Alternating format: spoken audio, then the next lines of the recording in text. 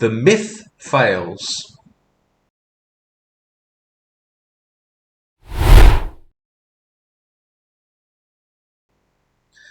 Those of you who were paying attention to the video in which I reinterpreted the fall, as depicted in Genesis, as a fall upwards.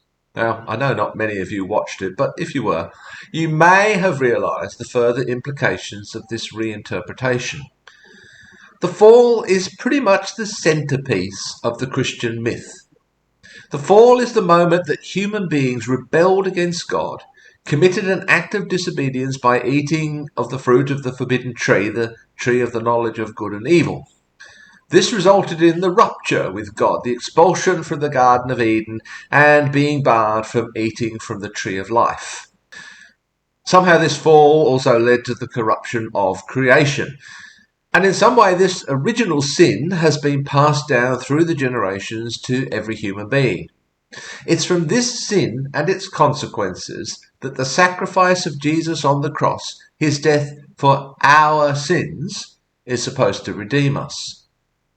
There are all kinds of problems with this sacrificial mythology. For instance, why did God wait so long to offer this redemption?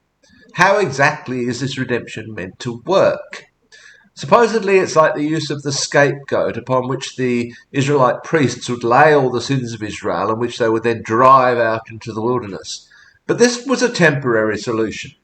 When Jesus became the scapegoat for all human sin, this was apparently intended to be permanent. But why did God have to perform this legal fiction? Why couldn't he just forgive that original sin without this ritual? Is there some kind of legal code by which God himself is bound? Problems. And Christian theologians have been tying themselves into knots trying to answer these questions. But there is, of course, a bigger problem now that I've reinterpreted the fall as a fall upwards, as a necessary fall upwards. If the fall isn't a catastrophic mistake, what exactly are we being redeemed from? Oops. Now, I didn't interpret any of this literally while I was a priest and theologian. I recognized it as myth. But if the fall is upwards, the myth no longer works. None of this is necessary. The salvation myth, I mean. None of this is necessary, even symbolically. Where does that leave the Jesus Christ part of the story? If it has a part to play at all, it's not now about redemption and salvation, but fulfillment. The risen Christ becomes a symbol for the fulfillment of humanity, or indeed of the whole of creation, the omega point in terms of the theology of Teilhard de Chardin, who I met previously and whose theology we discussed briefly. So the myth of Christ is not about repairing something that was broken, at least not any longer, not after I've interpreted the fall as a fall upwards, but it's about completing a process that began with this fall upwards. This bears little resemblance to the traditional Christian narrative, although if you try hard enough you can find biblical elements and elements in the theological tradition to support it. Is this still Christianity? Teilhard de Chardin was not formally declared a heretic, but efforts were made during the 20th century to silence him. He was forbidden from teaching, for example, and people were discouraged from reading his work. So, after I'd reinterpreted the myth of the fall in this way as a fall upwards, where did that leave me? For a long time, from the beginning really, I had been interpreting the Christian mythos in a way that meant something to me in terms that I could understand, that made sense in the light of the modern world. Now, it was clear to me that the myth as traditionally interpreted was both a failure and unnecessary.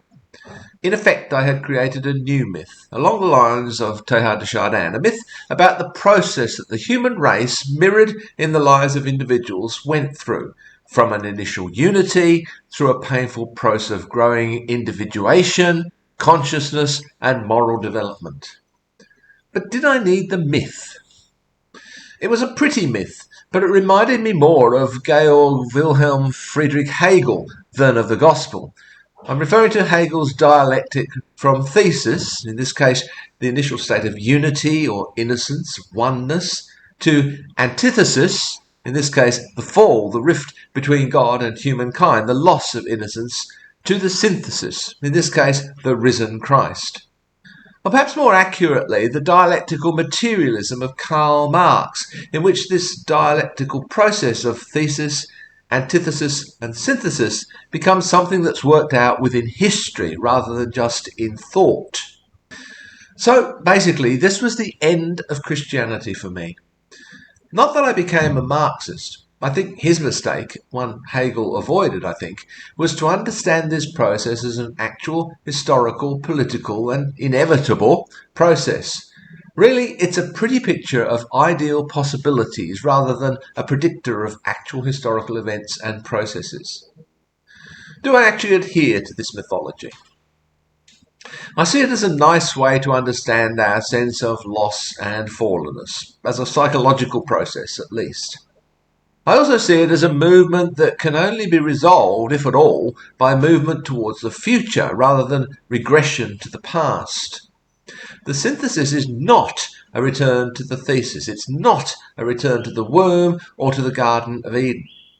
This mythology urges movement forwards, not backwards. I like it for that reason. However, this is not some kind of inevitable process. We're not on some kind of inexorable path of progress. And there's no guarantee that we, as individuals or as a species, will ever actually arrive at the synthesis, the precise nature of which remains hidden from me.